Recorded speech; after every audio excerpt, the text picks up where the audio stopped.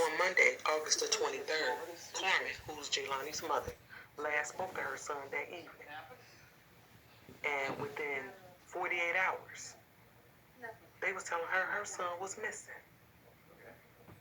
Listen to how she found out. Listen to this. About 9 months ago, I got in a car accident. I ended up losing my job because I had neck and spinal injuries.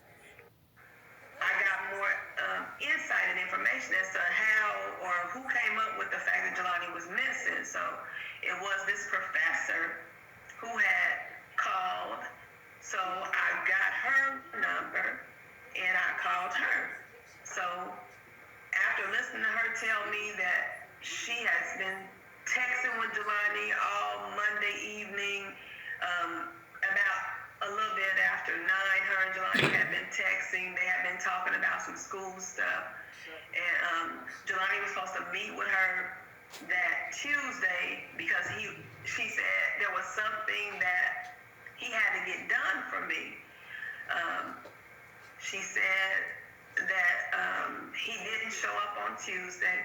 Then he didn't show up for his class on Wednesday. So she became worried, and she called the Red and White. I guess it's some group on campus that checks on the students if you don't see them. At 1 o'clock that afternoon, and by 5 p.m. she hadn't heard from them, so she went to her chair, and her chair contacted this group, and then the group told her that they had 24 hours to go look for Jelani. So instead of waiting the 24 hours, she said she contacted the police to do a wellness check on Jelani. So being that Jelani didn't list the apartment that we had purchased for him as his home address, the police ended up coming to my home in Danville because that was listed as his home address. Yeah. So Carmen told us that she reached out to the professor because I guess the professor tried to get in touch with her. So she gets this lady's number, call her back, her right here. She calls her back. This lady, Kara, told her that she had been texting Jelani all night on Monday night after 9 o'clock. Okay? And then supposedly they had set up some meeting. He had to do something for her, is what was told to Carmen. And he missed the meeting. And so he didn't miss the meeting. He didn't miss the class on Tuesday. He didn't miss the class on Wednesday. Now, she's worried. So worried that she went to the campus police. And I guess because they weren't moving fast enough for her, she goes to her chair, meaning the higher up, because that's all that is. She goes to them. They reach out to the campus police and then tell her the same thing. Like, nah, we can wait 24 hours. She didn't want to wait. So she took it upon herself to call the police to do a wellness check. And that's the order that this went in. Okay? So let's listen to what she had to say. And then we're going to break up all the way down. Ride with me. We still ride. His professor was the first one to sound the alarm.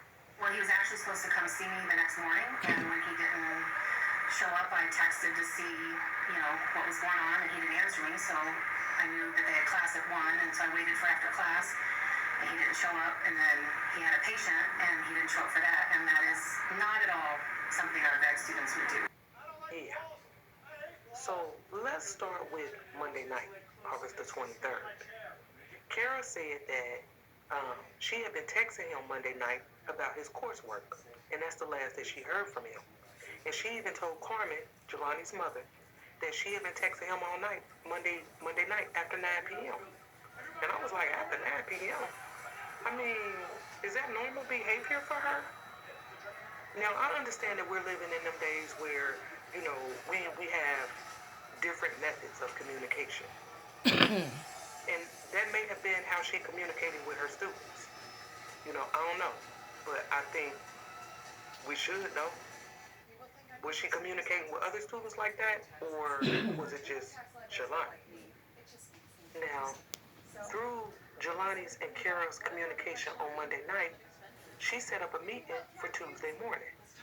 And in this article right here, she said that he was actually supposed to come see me the next morning, and when he didn't show up, I texted to see what was going on, and he didn't answer me. I knew he had class at 1 p.m., so I waited for him after class, and he didn't show up. And I was like, okay, wait a minute. So she arranged a meeting for Tuesday morning.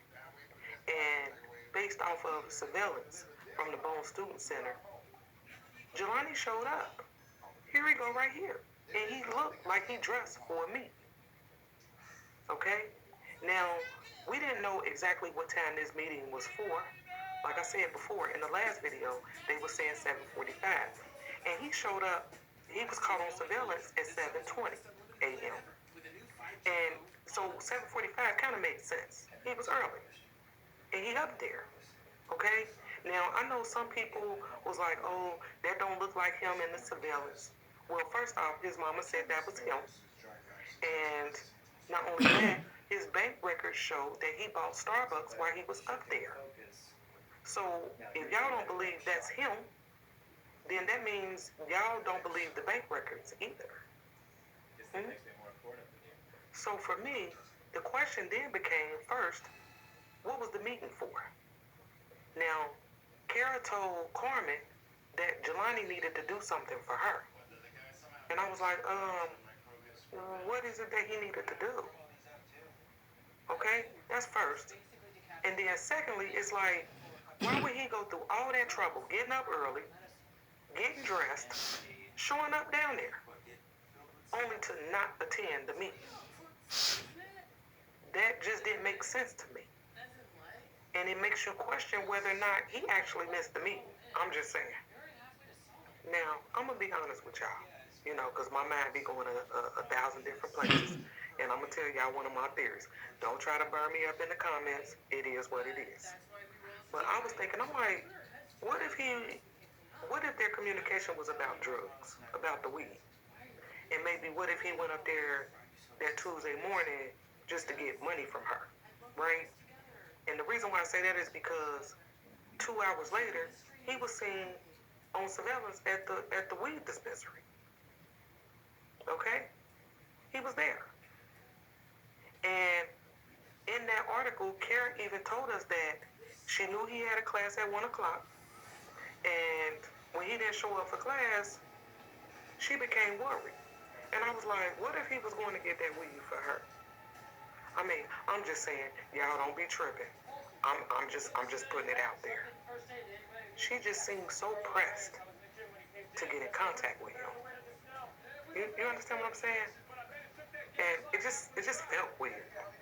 And she was so pressed that when he didn't show up for class, she reached out to campus police. And when they got to telling her about waiting 24 hours and all that, she went to the chair. She didn't went past them, okay? Past them. And they didn't tell her the same thing. That give it 24 hours. And then she wasn't willing to accept that. So she called the police and had them do a wellness check. And I was like, what if he was supposed to come back with the weed? What if he was supposed to bring the weed back at class? And that's when she was going to get it from him. And then what if she panicked? Like, oh, Lord, what if, he got pulled over by the police? What if she was just concerned that he might put her name in the mix? I'm just saying, I'm just trying to think outside the box. Y'all know how we do over here. Nevertheless, she got the ball rolling, okay? She got the police involved. And it felt like everything just happened so fast, because I've been a student before. And have y'all ever seen a student miss a couple classes and then they send the police to check for you? I'm just saying, I haven't, and I've missed several classes. Okay? They didn't send the police. So it was almost like, why did she react so fast? And it was like, how well did she know him? I know in this article right here, it said that it was his first semester of grad school, but, did she know him prior to that? I'm still confused about that part. Now, don't take this the wrong way, but, if she was just being a concerned professor, a good Samaritan, I commend her for reacting so fast. But I want y'all to let me know what y'all think was going on here. Did this seem weird to anybody else? Let me know in the comments.